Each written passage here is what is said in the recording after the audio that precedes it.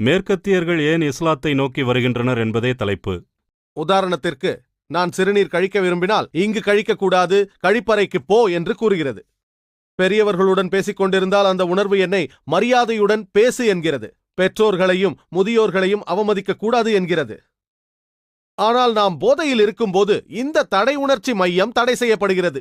அதற்கு காரணம் ஆல்கஹால். ஆகவேதான் குடிபோதையில் இருப்பவர்கள் உடையை களையாமலே சிறுநீர் கழிப்பார்கள், தகாத வார்த்தைகளை பேசுவார்கள், போதையில் இருக்கும்போது பெற்றோர்களை அவமதிப்பார்கள், தங்கள் முன்னால் யார் நிற்கிறார்கள் என்று கவலைப்படாமல் வாய்க்கு வந்தபடி பேசுவார்கள். ஏனென்றால் தடை உணர்ச்சி மையம் தடை செய்யப்பட்டுள்ளது. மேலும் மேற்குலகத்தின் புள்ளி விவரம் நமக்கு கூறுகிறது, விசேஷமாக அமெரிக்காவில் பெரும்பாலான கற்பழிப்புகள் நடைபெறுவது, பெரும்பாலானவை என்றால் 95% அதிகமான கற்பழிப்புகள் போதையிலேயே நடந்துள்ளது என்று நமக்கு கூறுகிறது. ஒன்று கற்பழித்தவன் போதையில் இருந்திருக்கிறான், அல்லது கற்பழிக்கப்பட்டவள் போதையில் இருந்திருக்கிறார்கள். 95% அதிகமாக. மேலும் பெரும்பாலான தகாப்புணர்ச்சிகள் என்றால் நெருங்கிய சொந்தங்களிலேயே செக்ஸ் உறவு வைத்துக் கொள்வது, தந்தை மகள், தாய் மகன், சகோதரி சகோதரன் ஆகியோருடன் உறவு கொள்வது.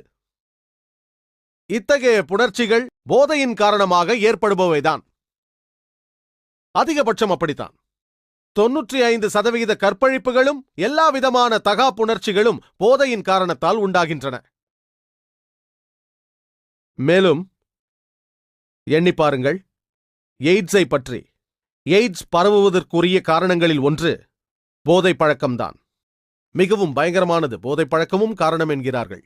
மேலும் சிலர் கூறுவார்கள், நான் ஒரு சமுதாய குடிகாரன், எப்போதாவது என்றாவது கொஞ்சமாக குடிப்பேன் என்பார்கள். குளிரான நாடுகளில் வாழும் சிலர் அங்கு குளிராக இருப்பதனால் அதை தவிர்க்க கொஞ்சமாக குடிப்போம் என்பார்கள். அதில் தவறில்லை என்பார்கள். அவர்களுக்கு நான் கூறுகிறேன், உங்களுக்கு குளிராக இருந்தால் சுடுமனைக்கு பக்கத்தில் உட்காருங்கள். இல்லை, ஏதாவது குடிக்க வேண்டும் என்பார்கள். ஏதாவது குடிக்க தோன்றினால் தேனை குடியுங்கள். தேன் மதுவை விட அதிக வெதுவெதுப்பை தருமே. ஆனால் பியரில் இருக்கும் போதை தேனில் இருக்காது. இப்படி சாக்கு போக்கு சொல்லுவார்கள். சில மேற்கத்தியர்கள் என்னிடம் கூறுவார்கள், பாருங்கள் சகோதரர் ஜாகீர், இஸ்லாத்தை ஏற்றுக்கொள்வதில் ஆட்சேபனை இல்லை, ஆனால் போதை பழக்கத்தை என்னால் விட முடியாது என்பார்கள். சிலர் உள்ளார்கள், இஸ்லாத்தை ஏற்றுக்கொள்ளாமல் இருக்க சாக்கு போக்கு அவர்களுக்கு தேவை. நான் அந்த சகோதரரிடம், ஒருவேளை நான் உங்களுக்கு ஒரு ஃபத்வா தருகிறேன், ஒரு பேச்சுக்கு. அதாவது, நீங்கள் மது அருந்தினாலும் கூட மன்னிக்கப்படுவீர்கள்.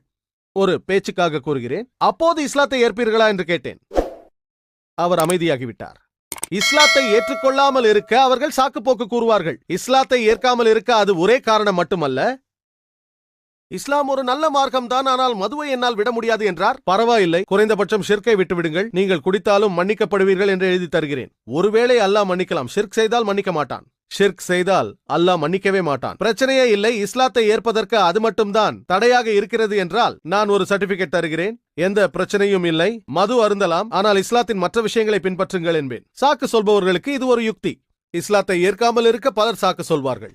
ஆனால் இஸ்லாத்தில் பிரச்சனைகளுக்கு தீர்வு உள்ளது. சிலர் கூறுவார்கள், எனது தந்தை பல நாட்களாக சமூக குடிகாரராக உள்ளார்.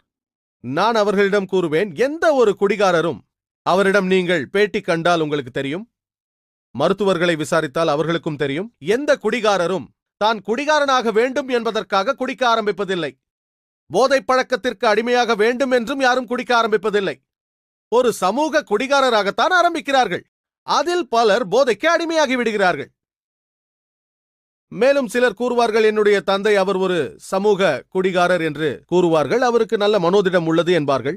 அவர் வாரத்திற்கு ஒரு முறையோ 2 முறையோ ஒரு பெக் மட்டுமே அருந்துவார் என்பார்கள். போதையால் ஆட்கொள்ளப்படுவதில்லை என்பார்கள். நான் கூறுகிறேன், எந்த மனிதனும் பல ஆண்டுகளாக மது அருந்தி வரும் எந்த ஒரு மனிதனும் அவனிடம் எப்போதாவது தாங்கள் போதையால் ஆட்கொள்ளப்பட்டது உண்டா என்று கேட்டால் யாராலும் இல்லை என்று சொல்ல முடியாது. அவர் சமூக குடிகாரராக இருந்தாலும் எப்போதாவது சில முறை அவர் போதையால் ஆட்கொள்ளப்பட்டிருக்க வேண்டும். ஒருவேளை அந்த சந்தர்ப்பத்தில் அவர் ஒரு குற்றத்தை இழைத்து விட்டால், கற்பழிப்போ தகாத புணர்ச்சியோ, எந்த ஒரு அடக்கமான நபராக இருந்தாலும் தன்னைத்தானே அவரால் மன்னித்துக் கொள்ள முடியுமா? அந்த இழப்பு சீர்படுத்த முடியாதது, மாற்ற முடியாத இழப்பு. அவருக்கும் அவரால் பாதிக்கப்பட்டவருக்கும் மன்னிக்க முடியாதது. குடிபோதையில் இருக்கையில் புத்தி மாறாட்டமான நிலையில் நீங்கள் யாரையாவது கற்பழித்து விட்டால் அல்லது தகாப்புணர்ச்சியில் ஈடுபட்டால் ஒரு தந்தை தனது மகளை கற்பழித்து விட்டால் அவரால் எப்போதாவது மன்னிப்பை பெற முடியுமா?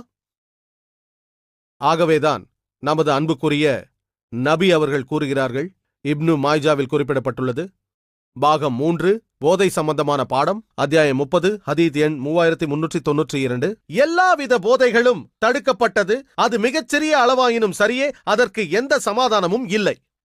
நபி அவர்கள் கூறினார்கள், இப்னு மாஜாவில் பாகம் 3 போதை சம்பந்தமான பாடத்தில் அத்தியாயம் 30 ஹதீத் எண் 3371, மது போதையே எல்லா குற்றங்களுக்கும் தாயாகும்.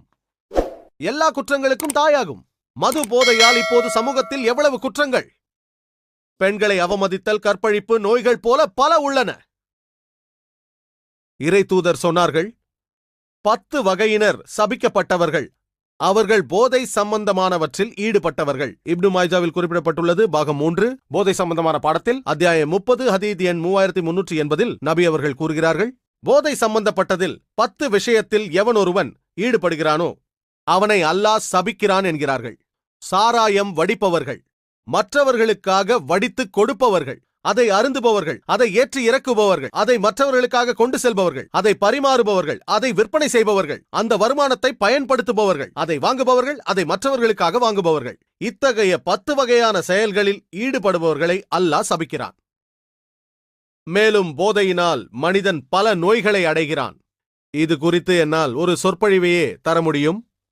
போதைகளின் தீமைகளை பற்றி மட்டுமே பேச முடியும். மேற்கத்திய உலகிற்கு இது நன்றாகவே தெரியும், தெரியாமல் ஒன்றுமல்ல. ஆகவே அவர்கள் பல தீர்மானங்களை போட்டுள்ளார்கள். அதை நாம் பிறகு கலந்துரையாடலாம். போதையால் ஏற்படக்கூடிய நோய்களை பட்டியலிடவே ஒரு நாள் ஆகிவிடும். ஒரு சிலவற்றை கூறுகிறேன். குடிபோதையில் ஈடுபடுபவர்களுக்கு உண்டாகும் அதிபயங்கரமான நோய்களில் ஒன்று கல்லீரல் வீக்கம். போதை பழக்கத்திற்கு அடிமையானால் உணவுக் குழலில் புற்றுநோய் ஏற்படலாம். தலையிலும் கழுத்திலும் புற்றுநோய், வயிற்றில் புற்றுநோய் உண்டாகலாம், ஈரலில் புற்றுநோய் உண்டாகலாம்.